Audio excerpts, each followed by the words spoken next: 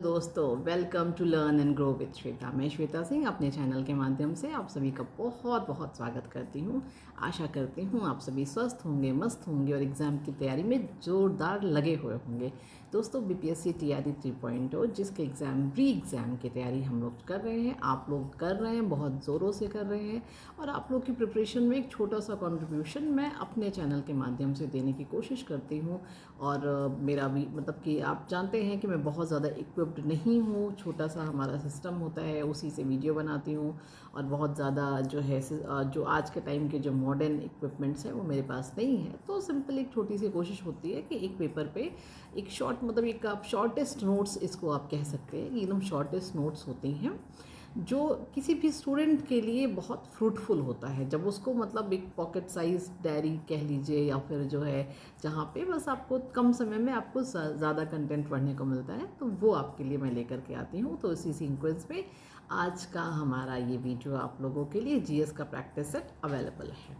तो दोस्तों, गर्मी बहुत पड़ रही है, टेम्परेचर बहुत ज़्यादा हो रहा है, 40 डिग्री। अरे बाप रे, पूछिए मत, जो है इतना बुरा हाल है। तो बस देखिए, शाहरुख खान भी इस चीज़ से बच नहीं पाए, हॉट वेव्स और जो है डिहाइड्रेशन का शिकार हो गए। तो पानी पीजिए, खूब पानी पीजिए, जल ही जीवन है। और पानी पीजिए, पानी पिलाइए और पेड़ लगाइए, यही है रास्ता। और बाकी कोई और रास्ता तो नज़र आ नहीं रहा है। तो चलिए हम आज का अपना वीडियो स्टार्ट करते हैं। तो आज के हमारे वीडियो का जो जीएस प्रैक्टिस सेट का जो आज हमारा सबसे पहला क्वेश्चन है वो ये पूछता है कि भारत में लिग्नाइट कोयले का सर्वाधिक जमाव कहाँ पर होता है। बहुत बार ऐसा होता है कि जैसे मिलान टाइप का क्वेश्चन आता है, मैच कराने का आता है, तो एक तरफ लिखा रहेगा लिग्नाइट कोयला या सिर्फ लिग्नाइट लिखा रहेगा, दूसरी तरफ वहीं ABCD में किसी 4 ऑप्शन में से आपको लिखा रहेगा तमिलनाडु। तो उन सब जगहों पर ये सारे प्रश्न बड़े मैटर करते हैं। जैसे अगर आपका एक मिलान सही हो जाता है तो शायद कई बार ऐसा होता है कि फिर वो आप ऑप्शन एक ही सही मिलान से आप सही उत्तर ढूंढ पाते हैं। तो ये सारे प्रश्न जो है उसमें कई बार जो है बारंबार देखे गए हैं। यूपी बिहार का बहुत फेवरेट क्वेश्चंस में से ये आता है जो है। तो भारत में जो लिग्नाइट कोयले हैं उनका सबसे ज़्यादा जमाव या फिर लिग्नाइट कोयले सबसे ज़्यादा पाए जाते हैं वो तमिलनाडु में पाए जाते हैं। अगला क्वेश्चन है, एक मंदिर है सप्तरथ मंदिर, आपको यहाँ पे ये बताना होता है कि वो है कहाँ पर। तो सप्तरथ मंदिर जो है वो है महाबलीपुरम। नेक्स्ट क्वेश्चन है, ब्लैक पगोडा। ब्लैक पैगोडा ये आपका जो उड़ीसा भुवनेश्वर में आपका कोणार्क सूर्य मंदिर, मतलब जो सूर्य मंदिर बहुत फेमस, एग्जाम में बहुत काफ़ी इससे क्वेश्चंस आते हैं। एक तो आपको ये पता होना चाहिए कि ये है कहाँ पर, तो ये उड़ीसा भुवनेश्वर में है। और इसको ब्लैक पैगोडा के नाम से भी जाना जाता है। मतलब कि ब्लैक पैगोडा के नाम से हम किसे जानते हैं, वो हम जानते हैं कोणार्क सन टेम्पल को, जो कि है उड़ीसा में। अगला प्रश्न है, खजुराहो मंदिर ये कौन से धर्म का। वीडियो कंटिन्यू करते हैं। तो हमारा क्वेश्चन है कि खजुराहो मंदिर ये कौन से धर्म का मंदिर है। तो ये आपका है जैन धर्म और हिंदू धर्म का मंदिर है।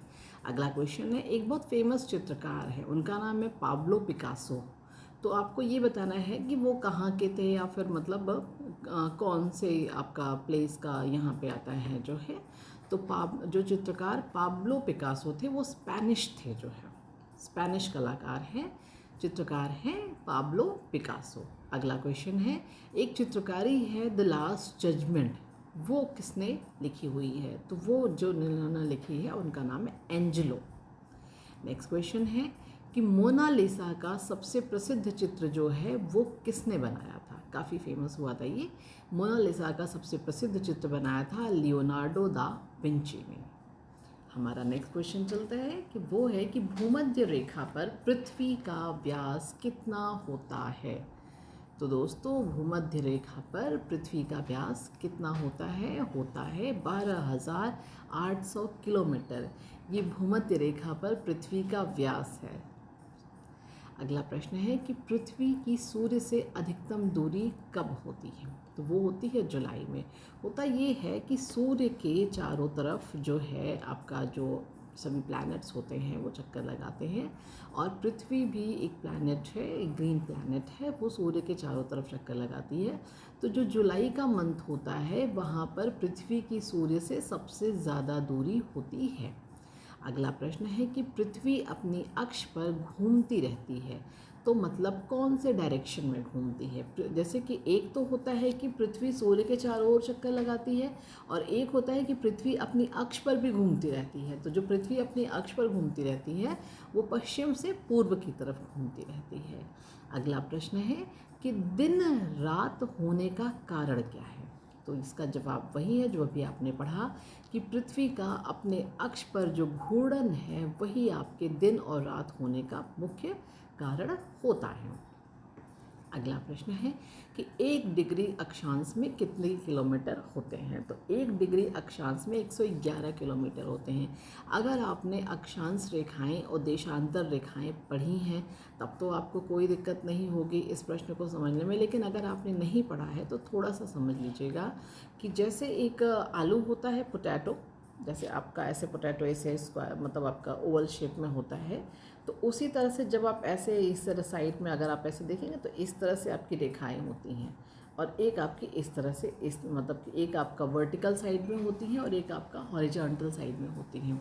और ऊपर के जो ऊपर में एक पोल होता है जहाँ पे सारी रेखाएं मिलती हैं, और नीचे में भी एक पोल होता है वहाँ पे सारी रेखाएं मिलती हैं, तो उसी को हम लोग नॉर्थ पोल साउथ पोल कहते हैं। और इसी में वर्टिकल और हॉरिजॉन्टल को, इसी को आपको अक्षांश और देशांतर रेखाएं कहा जाता है। तो वहीं पे वहीं का ये प्रश्न आपका ये है कि एक अक्षांश में कितने किलोमीटर होते हैं। तो एक अक्षांश में जो है 111 किलोमीटर होते हैं। बाकी अगर इसको अगर बिल्कुल नहीं पढ़े हैं, बिल्कुल अवेयर नहीं है, तो इसके लिए आपको अक्षांश रेखाएं और देशांतर रेखाओं की एक अलग क्लास में ही ये समझ में आएगा, ऐसे ही समझ में नहीं आएगा।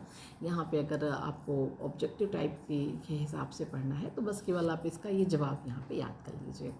अगला प्रश्न है कि पृथ्वी भूमध्य रेखा पृथ्वी को 2 बराबर भागों में विभाजित करती है। प्रश्न ऐसे आता है कि कौन सी रेखा है। जैसे मैंने आपको बताया ना कि अक्षांश रेखा, देशांतर रेखा, तो ऐसे ही ऑप्शन में भूमध्य रेखा दिया रहेगा, विषुवत रेखा दिया रहेगा। तो ऐसे ही ये 4 ऑप्शन मान लीजिए आपको करके दे दिए जाएं और प्रश्न पूछ लिया जाए कि निम्न में से कौन सी रेखा है जो पृथ्वी को 2 बराबर, मतलब ये आपका ओवल राउंड शेप की आपकी पृथ्वी ठीक बीचों बीच से आपकी एक रेखा जाती है, ठीक है।